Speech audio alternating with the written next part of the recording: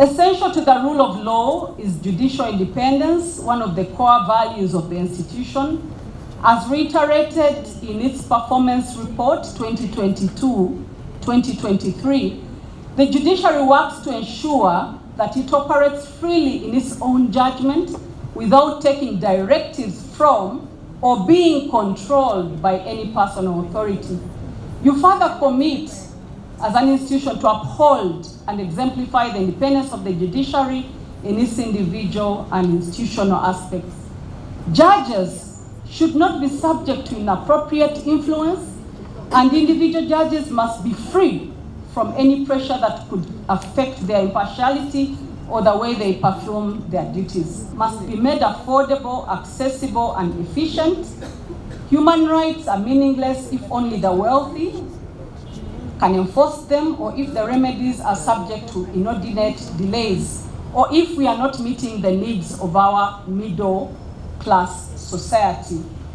For we know that in matters of truth and justice, there is no difference between large and small problems.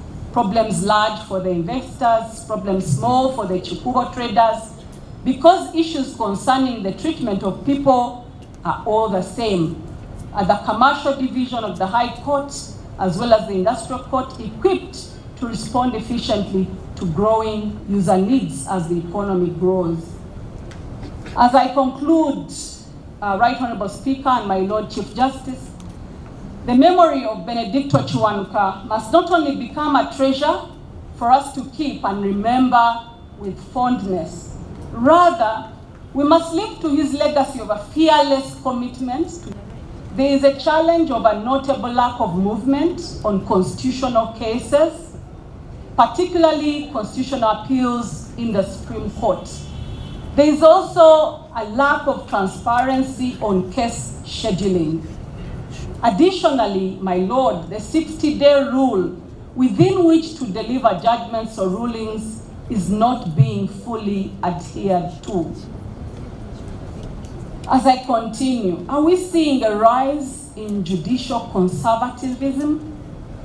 Does a decision from the Constitutional Court okaying closed-door vetting of presidential nominees by the Appointments Committee of Parliament as not affecting the promotion of transparency and accountability, not in fact inhibit transparency of justice when it denies the public timely, accessible, and accurate information on the vetting processes?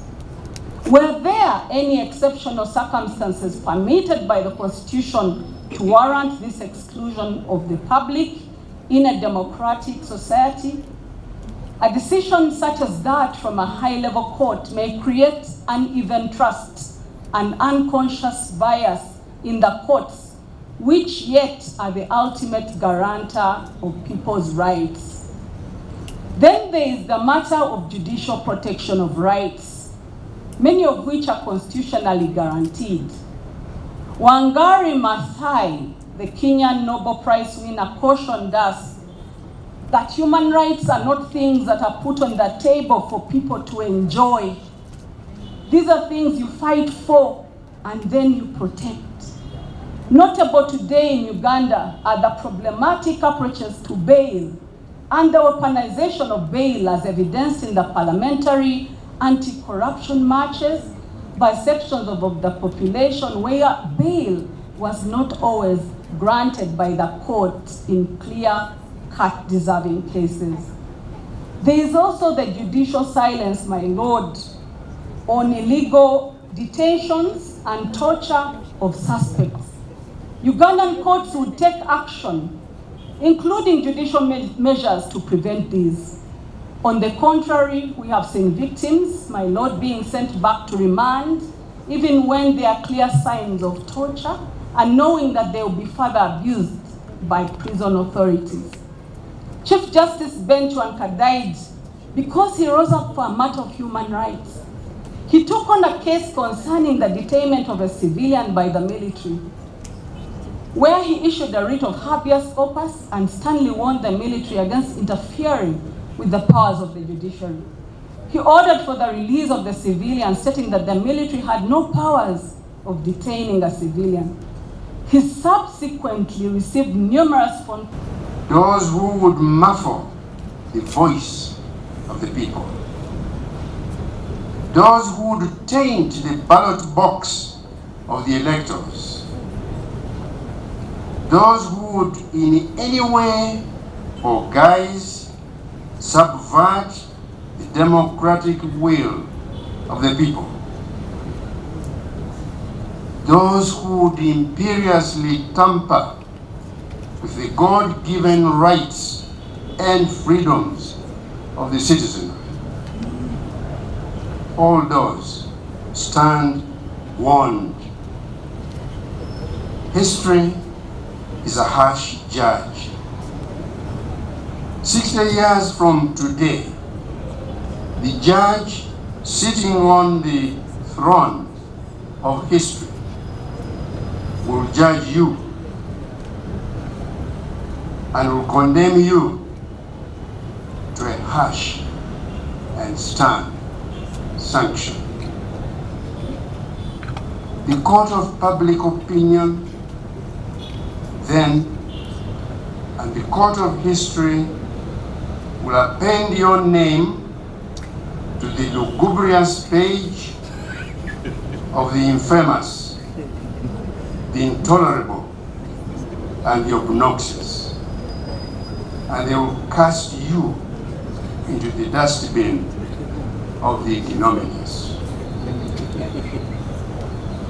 As for you, the people, and Kiwanuka's fellow citizens, stand up, speak up, and rise up against injustice and iniquity wherever, whenever, and howsoever they rear their ugly head.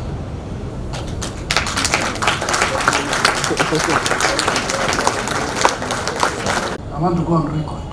When a matter becomes a court case and comes before the Chief Justice or any judicial officer, that is the territory when a judicial officer must speak up.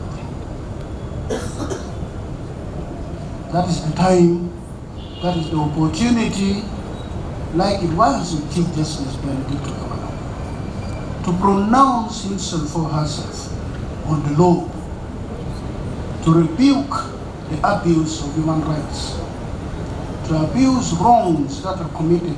It is also our responsibility to ensure that we advise everyone that we want a united Uganda, irrespective of your religion, your politics, or whichever, but Uganda belongs to all of us.